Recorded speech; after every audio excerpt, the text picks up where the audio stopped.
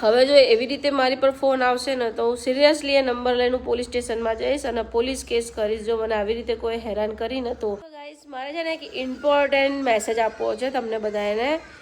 કોઈક જગ્યાએ મારો નંબર લીક થઈ ગયો છે તો બહુ જ બધા લોકોના ફોન આવે છે, બહુ બધા લોકોના ફોન આવે છે અને ફોન કરીને વાત બી નથી કરતા અને બસ ફોન કરીને હેરાન કરે. ફોન કરે હું ઉપાડું તો કટ કરે, ફોન કરે હું ઉપાડું તો કટ કરે અને જે કંઈ ના કંઈથી ફોન આવે છે ખબર નહીં યાર ક્યાંથી મારો ફોન લિંક થઈ ગયો અને કેવી રીતે ખબર પડી બધા ખબર નહીં યાર શું થયું. મેં વોટ્સઅપ ચેક કર્યું, ફેસબુક ચેક, ઇન્સ્ટાગ્રામ ચેક કર્યું, બધું ચેક કર્યું, કશે મારો નંબર નથી.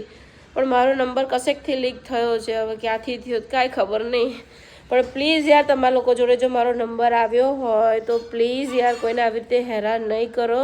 એક તો તબિયત સારી નથી આજે મારી, બ્લોગ બી મેં નથી બનાવ્યો અને બપોરે તો ફોન પર ફોન આવે, ફોન પર ફોન આવે. આપણે ફોન ઉપાડીએ ને એટલે એ કટ કરે, પાછો ફોન પર બેક ટુ બેક ફોન કરે. યાર એવી રીતે ફોન ના કરો, કોઈને હેરાન ન કરાય. હવે જો એવી રીતે મારી પર ફોન આવશે ને તો હું સિરિયસલી એ નંબર લઈને પોલીસ સ્ટેશનમાં જઈશ અને પોલીસ કેસ કરીશ જો મને આવી રીતે કોઈ હેરાન કરીને તો. હા, તમારા પાસે નંબર આવ્યો હોય તો મને પ્રેમથી તમે કહો, મારી સાથે વાત કરો, હું તમારી સાથે વાત કરીશ. ક્યાંથી છો, ક્યાંથી બોલો છો, શું છે, હાય હેલો કરીને વાત કરવાની ઈચ્છા હોય તો વાત કરો, ફોન કરો, નો ડાઉટ. પણ તમે વાત ન કરો ને ફોન કરીને હેરાન કરો એવું ન ચાલે યાર. કોઈને આવી રીતે ડિસ્ટર્બ ન કરાય. અને હવે જો આવશે ને તો હું ખરેખર પોલીસ સ્ટેશન જઈને કેસ કરી દઈશ. મને આવી રીતે હેરાન કરશો ને તો. તમે મારા સબસ્ક્રાઈબર છો, તમારો પ્રેમ પણ સારો છે, પણ આવી રીતે હેરાન નહીં કરો કોઈને. બસ મારે એ જ કહેવું હતું. અને ઘણા લોકોની કોમેન્ટ છે કે કોમેડી વિડીયો બનાવો, આમ તેમ બધી કોમેન્ટના જવાબ મારે આપવા છે, પણ હું આપીશ તમને નેક્સ્ટ ટાઈમ. મસ્ત આખો કોમેન્ટનો વિડીયો જ બનાવીશ. બસ મારે ખાસ આ જ વિડીયો બનાવો તો કે ફોન મારો નંબર તમારી પાસે આવ્યો હોય તો એટલીસ્ટ મને હેરાન ન કરો યાર. આજે બપોરે તો એ મને 101 તાવ અને ફોન પર આવે, ફોન પર ફોન આવે, ફોન પર ફોન આવે, એટલા ફોન આવે. હું એટલી ઇરિટેટ થઈ ગઈ ને મને ગુસ્સો આવે. મને એમ થયું કે આ નંબર લઈને હું સીધી પોલીસ સ્ટેશન જાઉં.